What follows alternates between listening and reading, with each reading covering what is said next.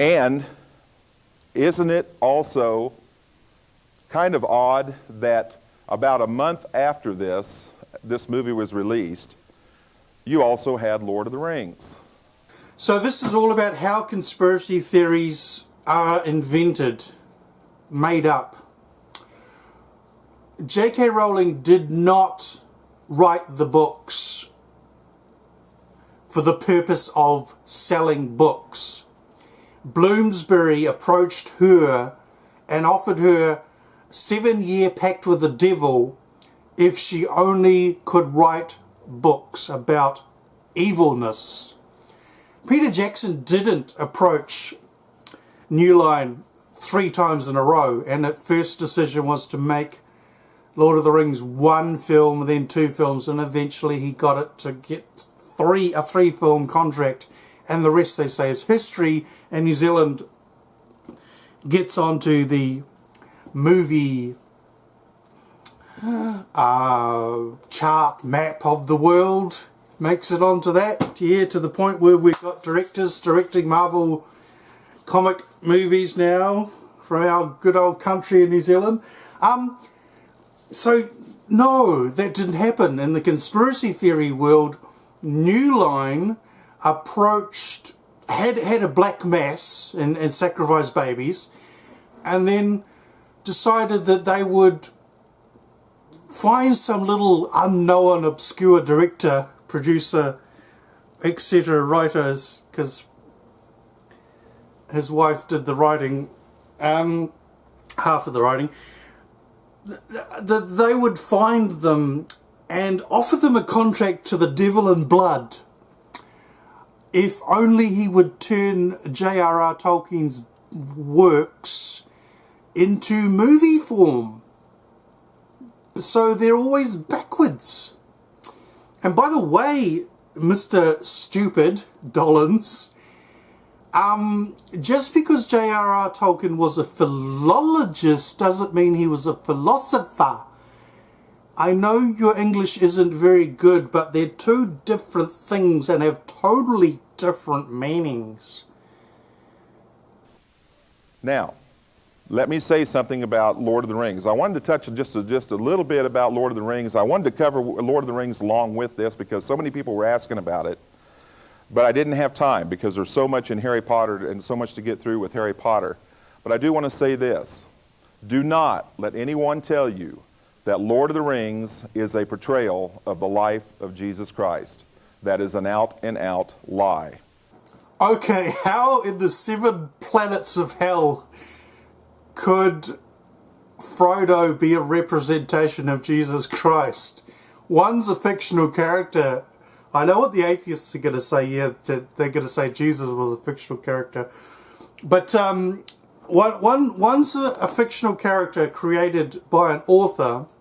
The other one is the author of life who created our universe from the Christian perspective. How can you mix the two up?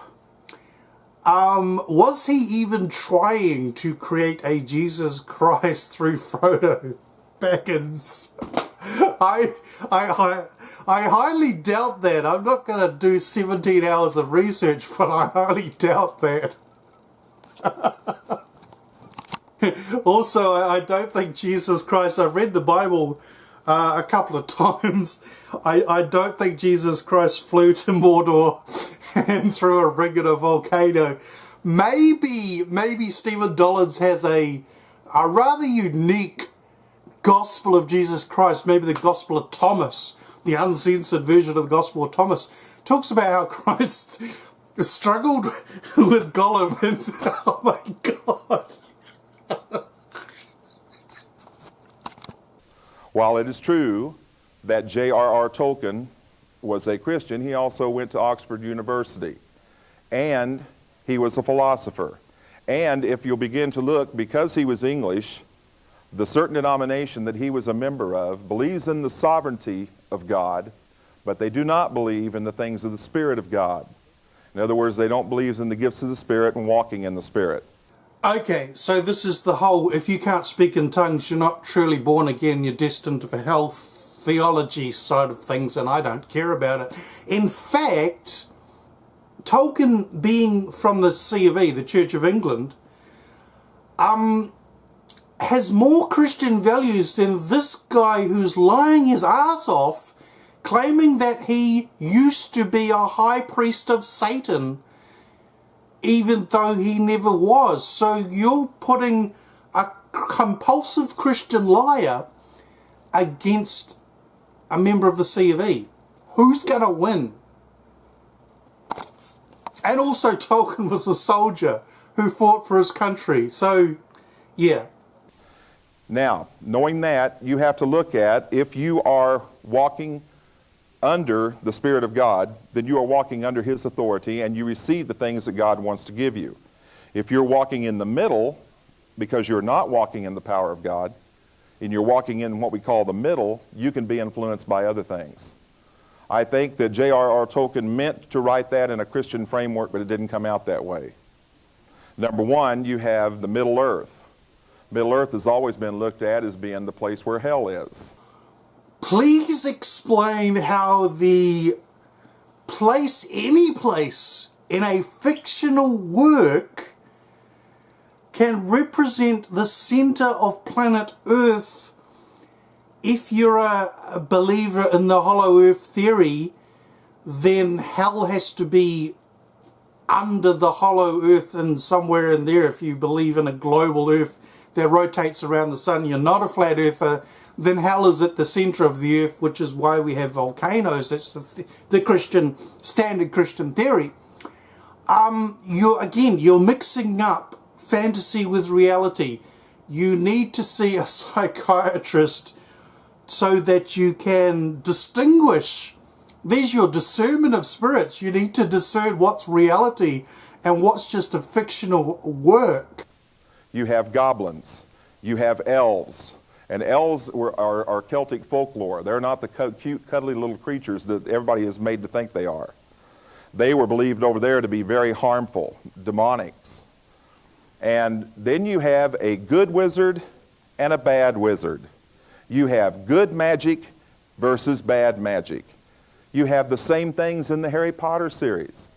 And no wonder, because the same wonderful people that brought you Harry Potter and the Sorcerer's Stone also gave you Lord of the Rings. So these super rich film companies had black masses and had high members of the Freemason, 33rd degree Freemasons sitting around these tables and said that somehow we're going to release a Harry Potter movie, and then exactly 1 month later, because it's written in the stars, we're going to release the first of the Lord of the Rings movie, and we're going to time it so that they follow each other throughout the next 7, 8, 10 years.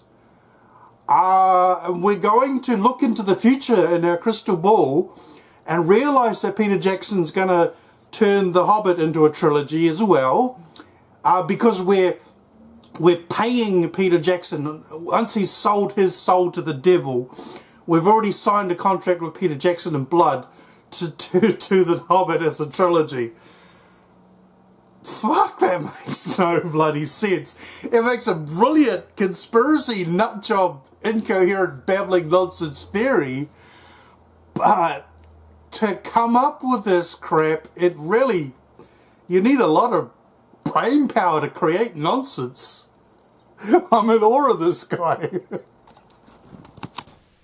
It's the same movie production. New Line Cinema. It's a subsidiary of Time Warner, AOL. And it's no coincidence that it was released 1 month exactly after Harry Potter and the Sorcerer's Stone came out. Harry Potter and the Sorcerer's Stone now, I heard just last night, has grossed over $900 million worldwide. It is the top-selling movie ever in history. A lot of people have said, well, Lord of the Rings is right up there. No, it's never even reached anywhere near that. And it will continue to be popular. They do not want to let this thing die down. So again, the marketing team behind Harry Potter and the Lord of the Rings are holding black masses with trapezoid coffins in the Skull and Bones Club so that the movies will stay popular in the public eye for years to come. And it has nothing to do with the fact that they're actually good movies, well budgeted with really cool special effects that people would flock to. No.